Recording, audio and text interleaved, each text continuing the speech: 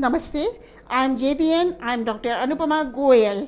I am working as Associate Professor in Botany in JVWU Women's University, Jaipur. Today I am going to deliver my video lecture on volvox, which will be beneficial for the students of BSc, B.Ed, ZBC first semester and for MSc first semester students. So, here is the systematic position of volvox. Now, class is Chlorophyceae. Volvox belongs to the class Chlorophyceae and the order is Volvocales and the family of volvox is Volvocaceae and the genus is Volvox. Now, what is the occurrence of volvox and plant body of volvox? Well, volvox is a colonial algae. During the rainy season, the colonies of volvox grow so fast, so rapidly that the entire pond appears green, and so it is also called as rolling alga. So what is the name of volvox? It is also called as rolling alga. It is also called as rolling alga. The volvox is a colonial alga. It grows in freshwater pools, ponds, and it is represented by about 20 species. About 20 species of volvox are found, and single colony looks like a small ball of about 0.5 millimeter in diameter. In rainy season, the color of the ponds becomes greenish. Why? Because of the rapid growth of volvox. Now, plant body of volvox is a synobium. Now, the question arises, what is synobium? Well, in a synobium, the number of colonies is fixed. The number of cells is fixed in a synobium, and it is like a hollow sphere of gelatinous substance. In the hollow sphere, huge number of cells are arranged towards the periphery in a single layer. The number of cells varies from species to species and it ranges from about 500 to 60,000 cells. Now, you can see this is the structure of the volvox cell. Now, in this diagram, you can very well see the volvox cell. It is this posterior end, as I am showing, is broad and the anterior end is narrow and pointed.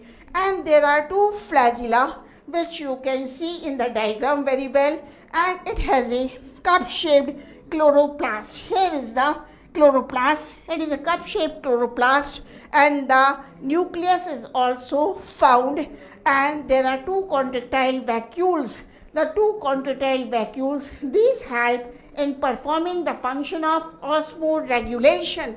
So now I can see individual of volvox, the volvox cell is of typically chlamydomonas type. The cells are spherical in shape and they have a cup-shaped chloroplast with one or more pyrenoid. So the chloroplast in volvox cell is cup-shaped, and at the base of the chloroplast there are one or more pyrenoids, and eye spot and two contractile vacuoles are also present, and a single nucleus.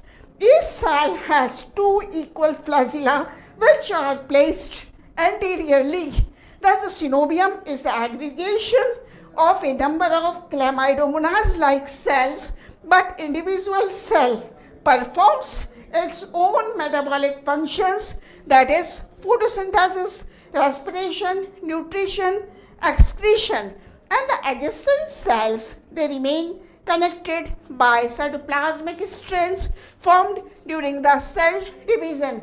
So each cell of volvox contains a well-defined nucleus, a massive cup-shaped parietal chloroplast with one or more pyrenoids, an eye spot, and 2 to 6 contractile vacuoles. The cells are biflagellate. The cells are biflagellate, and so the volvox is motile alga, and the two flagella are equal. They are of whiplash type.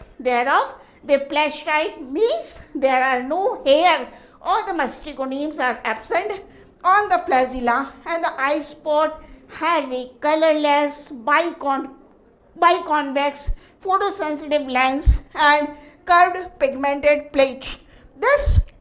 Now I show you the diagram of the reproduction in volvox. Well, volvox reproduces by asexual method as well as bisexual method. So first of all, I will talk about the asexual reproduction in volvox. Asexual reproduction in volvox means some of the cells which are found at the posterior end of the volvox, they become enlarged and these cells lose their flagella and eye spot, and these are called as gonadia.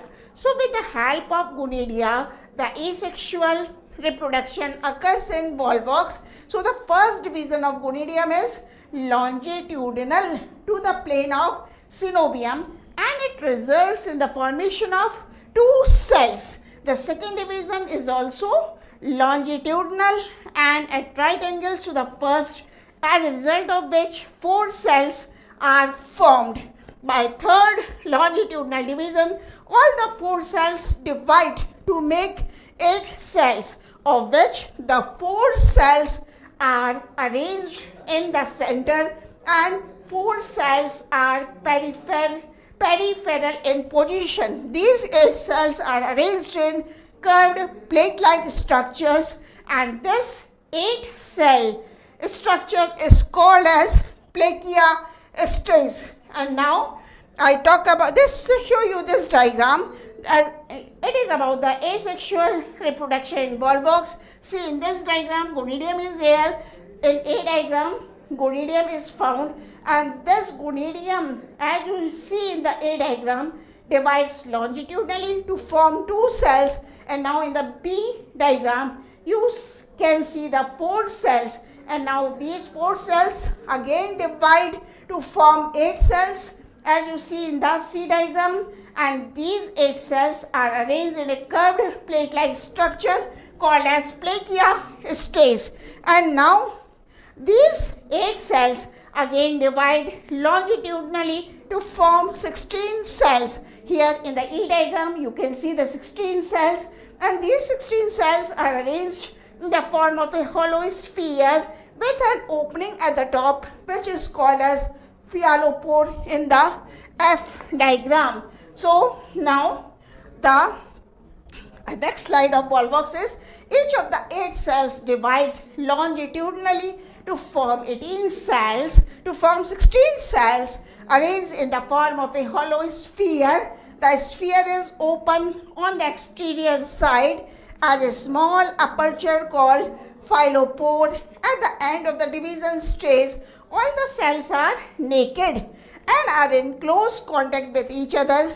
The anterior flagellar end of each cell is directed towards the center of the hollow sphere. The inversion of colony starts with the formation of a constriction opposite to phallopore. And now you see in this diagram, I talk about the sexual reproduction in volvox. Well, in volvox, sexual reproduction takes place towards the end of the growing season. It is of oogamous type, and some species of volvox are monoecious like volvox globator, or some species of volvox are dioecious, for example volvox aureus. The monoecious species are protandrous. Now students, what do you understand by protandrous? Means antheria mature before archegonia. And now the development of antherium in volvox. In volvox, sex organs are found. Male sex organ is called as antherium and the female sex organ is called as oogonium. So this is the development of antherium in volvox, as you see in the diagram. Light has gone. Students, the light has gone. The biflagellate cell, which is destined to form the antherium or endogonium, enlarges. It retracts its flagella and pushes back into the colony, but keeps its connection with the adjacent vegetative cells by cytoplasmic strands. Protoplast of the anthedium undergoes successive longitudinal divisions, as a result of which 64 to 128 small rod-shaped cells are formed.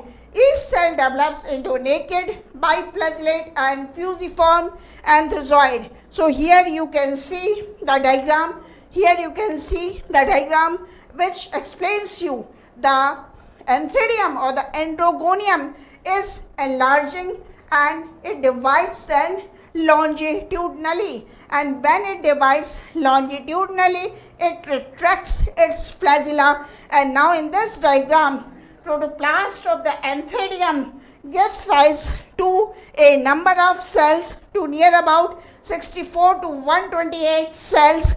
As you see in the diagram, the protoplast of the anthedium is dividing to form cells, and these cells are arranged in the form of a hollow sphere with an opening at the top called as sphealopore. Now each cell gets metamorphosed into a biflagellate anthozoid. Now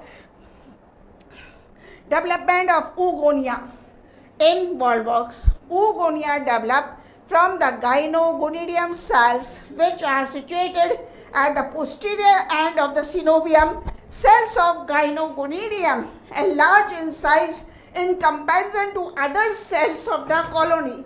Initially, the cells are spherical in shape and cells become flask-shaped.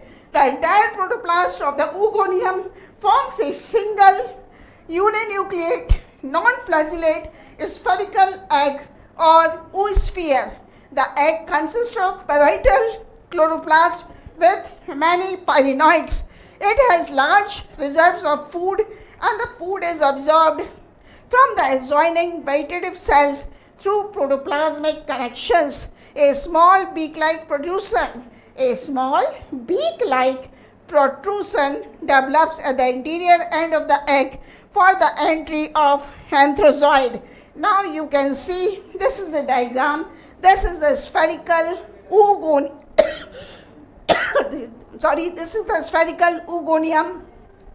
It has a receptive spot, and this is the matured egg. And what this diagram shows at the fertilization of volvox. Now I talk about the fertilization of volvox. After liberation from the anthedium, the anthozoids, they swim freely on the surface of water. Due to chemotactic response, the anthozoids reach the oogonia.